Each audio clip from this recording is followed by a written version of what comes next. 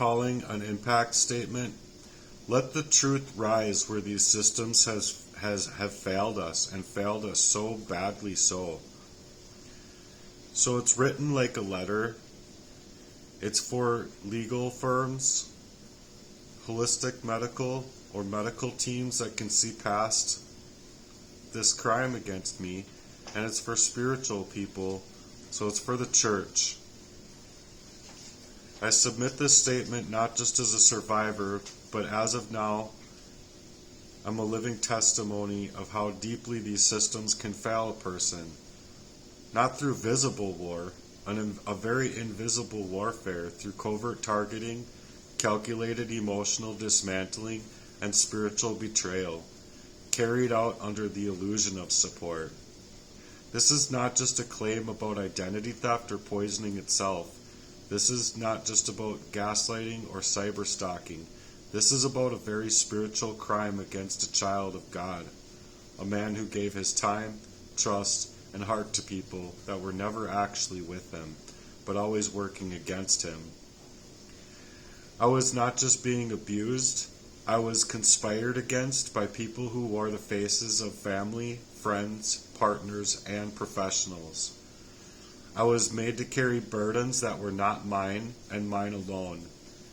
I was placed in proxy relationships, set up to believe in love that wasn't actually there, only to find myself alone, poisoned, targeted, isolated, and being spiritually attacked.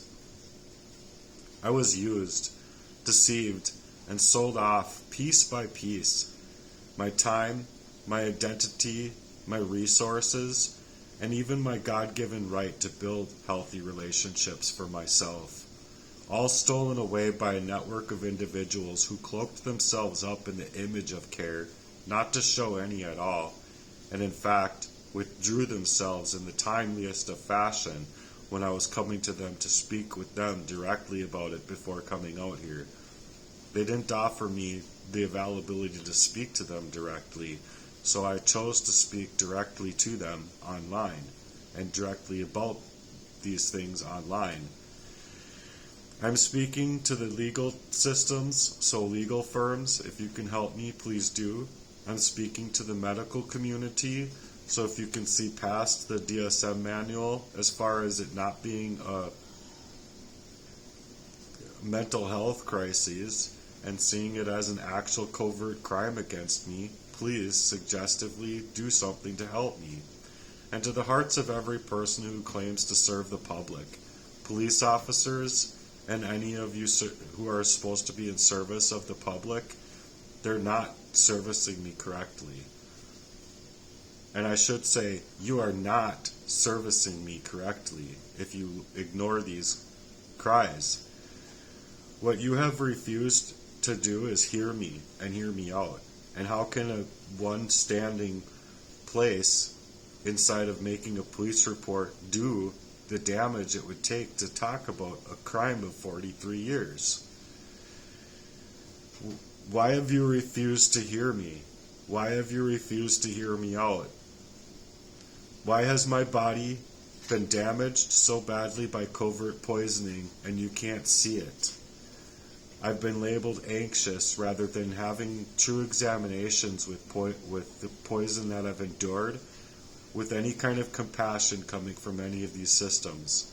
I was told going into the medical places in an emergency room visit that they would do a process of elimination for your physical body before they look at your mental health. So they're going after mental health alone and skipping past my physical attributes that these poisons and these people have taken upon me. Why have I had to walk alone through the betrayal of my own bloodline, stemming back all the way to my father, Tom Merton, while you, with your degrees and your institutions, your courts, and your clinics, all looking away? I need more than surface level science. I need more than pills and paperwork. I need a reckoning for what was stolen away from me, for what's been poisoned about me, and for what's been being silenced and dismissed. So let me be clear here. This is not just personal. This is a spiritual warfare that has breached every realm: medical, relational, emotional, and economic. It's been premeditated. It's a premeditative crime against me. It's very strategic and tactical, and it is very insidious and evil. And yet I still believe in God's justice. I still believe in the redemption. I still believe that there are hearts and hands in this world who are willing to act and help. I just have to have help getting to them because my network has been gamed. To help restore what's been taken from me is my hope. I would like my Facebook account back, my old phone number back. I would like my online personification back and any identity that's been stolen away from me, including my NTF money and including any of the money that I would have been able to make, being that I would sue these people for what they've done to me. Not only reducing this to a DSM code is just completely being dismissive to the actual case of a covert crime over me of this magnitude. Do not categorize this into your comfortable definitions. Do not explain away that only spiritual discernment can decode. God is love, and it says it right inside of the Bible. And love does not abandon, nor would it betray. It does not remain silenced in the face of all of these injustices.